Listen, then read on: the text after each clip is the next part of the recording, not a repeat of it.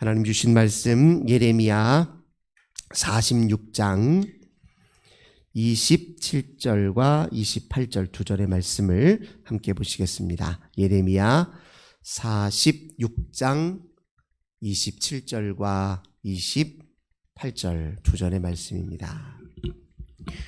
예레미야 46장 26절과 27절과 28절 두 절의 말씀 우리 한 목소리로 봉독합시다.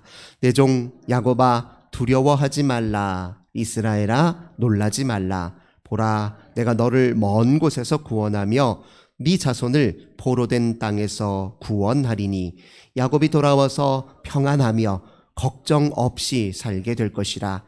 그를 두렵게 할 자 없으리라. 여호와의 말씀이니라.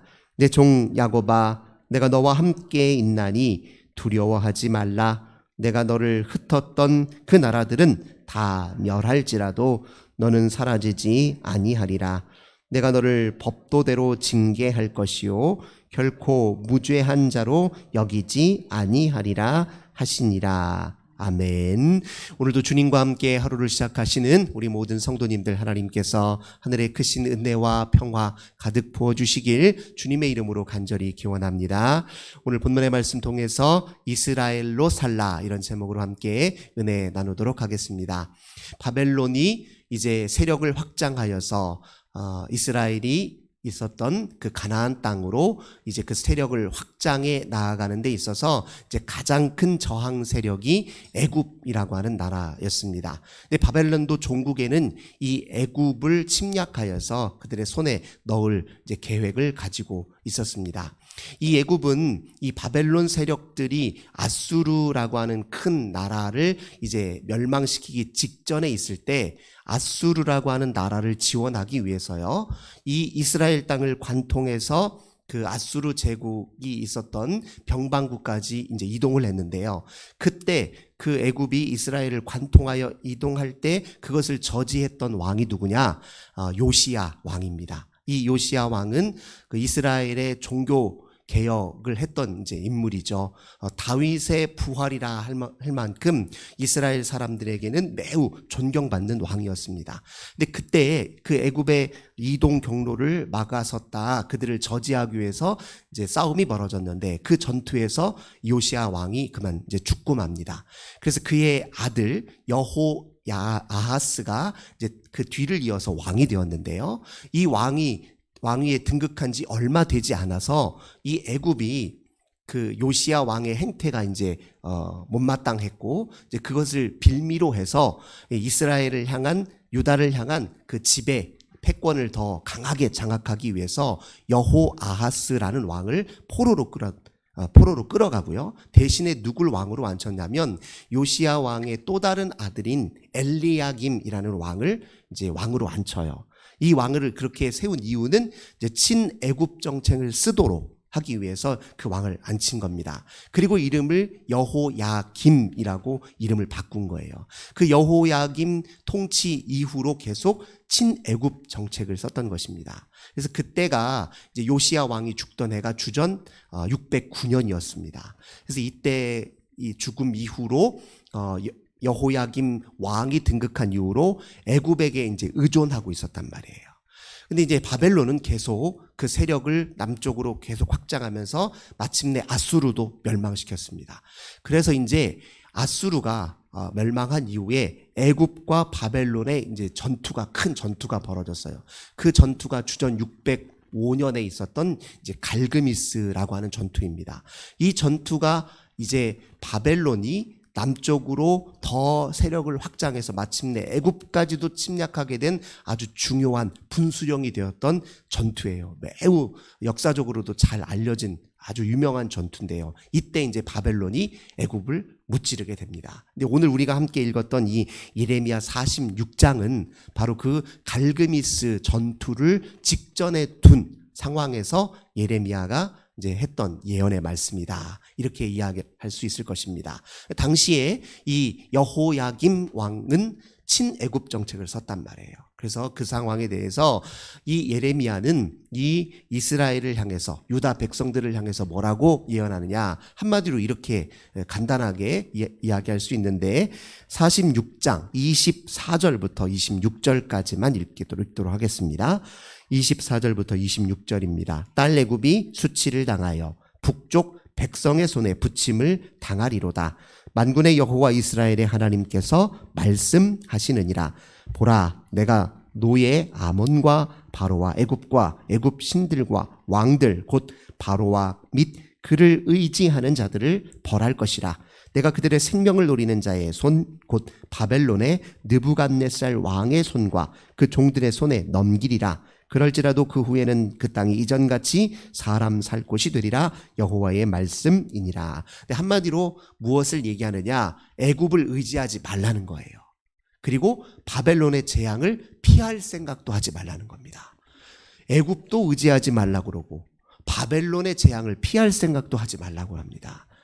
그러면서 동시에 오늘 본 말씀을 주시는 거예요. 대신에 애굽도 의지하지 말고 바벨론의 재앙을 피할 생각도 하지 말고 다만 나를 믿고 의지하라. 나를 신뢰하라. 나를 두려워하라. 이 말씀을 오늘 본문에서 이제 주시는 것입니다. 그러면서 이때 이 말씀을 주실 때 특별히 27절 다시 보시면 내 종 야곱아라는 표현을 쓰고 있습니다. 이 이스라엘을 야곱이라는 말로 표현해요. 야곱아, 그리고 그 다음에 이스라엘아, 이렇게 표현하시거든요. 왜냐하면은 이 이스라엘이라고 불리게 된 그 계기가 야곱이었잖아요. 이스라엘의 기원이 야곱에 있었지 않습니까? 특별히 야곱이 에서형을 만나기 직전에 야복강에서 천사와 씨름하여 이겼을 때 하나님께서 야곱 대신에 새롭게 부여하신 이름이 이스라엘이었단 말이에요. 그래서 특별히 이 이스라엘을 부르면서 야곱을 언급하신 이유는 너희 조상 야곱의 이야기를 기억해라. 환기시켜라. 야곱의 이야기 속에 내가 너희들에게 주고 싶은 메시지가 담겨 있다. 야곱의 이야기가 너희가 지금 직면해 있는 이 상황에서 받아야 될 교훈이다. 이런 이제 의미가 여기 함축되어 있다는 것이에요. 야곱, 우리가 잘 알고 있지 않습니까? 에서 형을 속여가지고 그거 들통나서 형한테 죽임당할까 두려워서 어디로 도피합니까? 외삼촌 라반의 집으로, 하란 땅이었죠. 그 먼 곳까지 도피해야 했습니다. 집도 고향도 다 이제 버리고 나와야 돼요. 동시에 꿈도 잃어버렸죠. 에서 형이 가졌던 그 장자 축복의 권한을 이제 완전 내 손에 넣어서 나도 이제 제 나름의 이 가문을 크게 한번 일으켜보고자 하고 했던 큰 꿈이 있었는데 그 꿈도 다 좌절돼 버렸어요. 낙심하고 낭망한 채로 라반에 향한 그 걸음을 걷고 있었죠. 그 먼 곳을 걷다가 하나님께서 어디에서 그를 만나 주십니까? 베델에서 그를 만나 주셨잖아요. 하늘로부터 사닥다리가 나온 그 꿈을 통해서 그 야곱이 깨달았습니다. 아, 하나님이 여기 나와 함께 계시는구나. 그걸 그렇게 깨달았지 않습니까? 그러니까 어디에 있느냐가 중요한 것이 아니라 누구와 함께 있느냐가 중요합니다. 우리 인생길에서 때로 험난한 길을 만나고 때로 마음이 낙담되기도 하고요. 어떤 때는 이거 어떻게 해야 하나, 마음이 시름시름 괴로움을 겪을 때도 있고요. 그리고 눈앞이 캄캄할 때도 있습니다. 그런데 내가 어떤 상황과 처지에 있는지보다 훨씬 중요한 건 누가 나와 함께 있느냐가 중요하잖아요. 여호와 하나님이 나와 함께 계시다. 야곱은 깨달았단 말이에요. 그래서 내가 있는 곳에 하나님도 함께 계시구나. 이 베델의 하나님을 만났을 때 그의 고백이에요. 나 있는 곳에 하나님도 함께 계시는구나. 이걸 깨달았단 말이에요. 그 체험을 다시 환기시키라.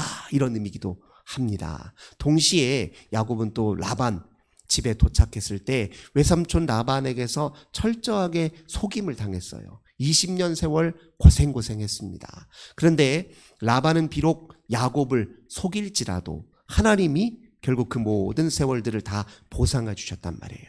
그 고향 땅을 떠날 때 하나님께서 그의 가족들을 풍성케 하셨고 또 재산도 다 그에게 돌려주셨단 말이에요. 그러니까 그 모든 과정을 통해서 지키시는 하나님, 나의 억울함을 풀어주시는 하나님, 그리고 뿐만 아니라 그 세월 동안 야곱은 체질이 바뀌고 형질이 바뀌었어요. 그는 본래 형을 속이고 욕심과 야망이 많았던 사람 아닙니까? 그런데 하나님께서 그를 바꾸시고 하나님과 더 결탁하고 일치하여 살 수 있도록 그의 믿음의 성숙을 이루도록 도와주셨단 말이에요. 20년 세월 헛산 것 아니었다는 거예요. 모든 면 다 보상하셨죠. 형질과 체질, 영적 면에서 그를 새롭게 하셨단 말이에요. 그 모든 과정들을 지금 이 순간에 유다 백성들을 향해서 말씀하시는 겁니다. 그러니 너희들은 어떠라는 거예요? 걱정하지 말라는 거. 그래서 하나님께서 놀라지 말라, 두려워하지 말라. 저 큰 세력, 바벨론 세력이 너희들을 손 안에 넣을 건데 안심해라. 내가 하는 일을 기억해라. 내가 너희들을 향해서 하는 모든 일들을 신뢰하라. 바벨론 손 안에 있더라도 너희들이 안심해도 될 것은 바로 내가 너와 함께 있기 때문이다. 때가 되면 너희들을 다시 흩어 놓을지라도 다시 되돌아오도록 내가 이끌 것이고 그렇게 만들 것이다. 다만 지금 이렇게 큰 시련과 너희들이 아픔을 겪는 것은 28절 하반절 보면 내가 너를 법도대로 징계할 것이고 결코 무죄한 자로 여기지 아니하리라, 이런 표현을 쓴단 말이에요. 지금 이 심판과 재앙은 너희들을 다시금 나의 백성으로 새롭게 재창조하기 위한 과정이다. 너희들 그동안의 우상과 그리고 나를 거슬려 살았던 모든 삶의 행태들을 다시 정화시키고 너희들이 철저하게 다시 내 앞에 온전히 돌아올 수 있도록 내가 너희들을 재창조하는 과정이다. 그래서 값을 치러야 할지 모르겠다, 그런 뜻이에요. 변화 과정에 있어서 사람은 값을 치르게 되어 있습니다. 사람이 그냥 성숙해지나요? 이런저런 어려움을 겪고 갈등 상황을 겪고 또 그리고 마음이 불편한 일들을 겪어가면서 그리고 인생의 여러 고비들과 어려움들을 직면하면서 그중에 자기도 돌아보고 주변도 돌아보고 내 삶의 모든 여정도 돌아보면서 그때 하나님께서 우리들에게 빛을 비추어 주시고 그 순간 내가 하나님과의 나의 관계 속에서 내가 이런 면들을 좀 더 성숙시켜 가야 되는구나, 이런 면들을 좀 더 보완해야 되는구나, 이런 면들을 좀 더 힘써 훈련해야 되는구나 깨닫게 하시나요. 그래서 조금 바뀌는 거예요. 그러다가 또 다시 자기 실수를 보고 또 거스리는 자기 일면을 보고 또 자기 마음속에 여전히 도사리고 있는 극복하지 못한 여러 면들을 다시 또 깨닫고 그렇게 일생이 하나하나 차근차근 이렇게 성숙해가는 여정 아닙니까? 그러니 이제 이 이스라엘을 향한 하나님의 이 혹독한 시련 역시도 그저 주신 것이 아니라 그것이 도리어 하나님과 함께 잘 이겨내려고만 한다면, 하나님 앞에 기도하면서 그 모든 순간들을 맞이하고 또 견디고 극복해내려고 씨름하기만 한다면 그 모든 것은 결국 우리에게 유익이 된다는 거예요. 야곱이 에서 형을 만나기 직전에 에서 형이 아직도 보복심을 품고 나를 해하면 어떨까 그렇게 두렵고 떨리는 순간에 야곱이 야복강에서 하나님 앞에 홀로 섰단 말이에요. 하나님, 내가 아무리 이런저런 잔꾀를 내고 아무리 이런저런 내 인간적 노력을 기울이고 내가 아무리 이런저런 다 계획을 세우더라도 그 다 소용없는 것 하나님 저 압니다. 하나님이 저를 바꾸시고 상황을 바꾸시고 또 모든 인생길을 열어주셔야 제가 하나님 앞에 온전한 삶을 살 수 있고 제가 하나님의 약속의 말씀을 이룰 수 있고 제가 하나님의 사람으로 살 수 있는 것 아닙니까 하는 심정으로 야곱이 저를 축복해 주기 전에는 절대 놓을 수 없습니다 했던 그 자리가 바로 야복강에서 천사와 씨름하던 자리잖아요. 그게 이제 이스라엘의 일생의 운명과 같은 것이에요. 이스라엘인 이유는 어찌됐든 어떤 상황 속에든 무조건 하나님의 끈은, 하나님을 향한 삿바는 절대 놓지 않겠다. 그 태도가 이스라엘의 핵심 정체성이라는 거예요. 우리도 마찬가지입니다. 우리의 핵심 정체성은 거기에 있어요. 어떤 상황과 순간 속에서도 하나님 삿바 절대 놓지 않겠습니다. 이것마저 놔버리면 저는 희망도 없습니다. 저는 어떻게 이 험난한 세상 살고 어떻게 이 부족한 제가, 미숙한 제가 어떻게 이 세상에서 온전히 승리하며 살 수 있습니까? 오직 하나님만이 내 생명과 희망의 원천이시니 절대 주님 손 못 놓습니다. 절대 주님 곁 떠날 수 없습니다 하는 그런 심정과 마음 자세로 살아야 될 바로 그가 이제 이스라엘입니다. 그 이스라엘의 본래 정체성을 너희가 지금 다시 회복하고 그 위에 기초 위에 서라라고 지금 오늘 본문에서 이렇게 이야기하는 것입니다. 그래서 야곱아 이렇게 부르신 거예요. 오늘 하나님께서 우리들에게 야곱아라고 이렇게 부르시는 이유 역시 마찬가지입니다. 하나님의 삿바 놓지 말라는 거예요. 어디에 있든지 어떤 순간에 있든지 어떤 상황에 처해 있든지 나와 함께 계시는 하나님, 그 하나님께 나도 함께 있다면 나도 그분 편에 서려고 작지만 한 걸음 한 걸음 다가서려고 한다면 그 모든 걸음들을 하나님께서 귀히 여기셔서 마침내 나도 바꾸시고 나를 둘러싼 상황도 바꿔주시고 그리고 내 인생에서 우리 하나님과 함께 사는 삶의 기쁨과 만족을 온전히 누리도록 도와주신다. 그렇게 믿으시는 저 우리 모든 성도님들 되시길 주님의 이름으로 간절히 기원합니다. 좋으신 주님 감사합니다. 오늘도 복된 말씀을 통해서 저희들에게 다시 한번 마음을 새롭게 해주시니 감사드립니다. 저희들 연약합니다. 부족합니다. 험난한 이 세상 저희들 온전히 주의 백성으로 살기에 여러 어려움들과 장애들이 숱하게 찾아오고 우리들을 애워싸고 있습니다. 하나님, 그러나 그 순간에 주님과 함께 있음이 곧 희망임을 다시 한번 마음에 새깁니다. 주님 삿바 놓지 않고 사는 것에 참 기쁨과 만족과 희망이 있음을 저희들 굳게 믿습니다. 하나님께서 저희들 오늘도 하나님의 복된 백성으로 살고자 기도하며 또 다시 한번 다짐하며 결단할 때 하나님께서 그 마음을 기쁘게 받으소서. 저희들을 강한 손으로 능한 손으로 붙잡아 주소서. 주님과 함께 승리하도록 은혜 내려 주옵소서. 주 예수님의 이름으로 간절히 기도드립니다. 아멘. 오늘도 우리 헌혜들을 위해서, 가정의 자녀들을 위해서, 고난당한 우리 이웃을 위해서, 또 이 나라와 민족과 우리 교회를 위해서 간절한 마음으로 주님 앞에 기도하겠습니다. 하나님 감사합니다. 오늘도 주님께 기도함으로 하루를 시작합니다. 저희들 연약합니다. 저희들 하나님대로 미숙합니다. 저희들 하나님 앞에 실수도 많습니다. 그러나 우리 주님 저희들을 불쌍히 여기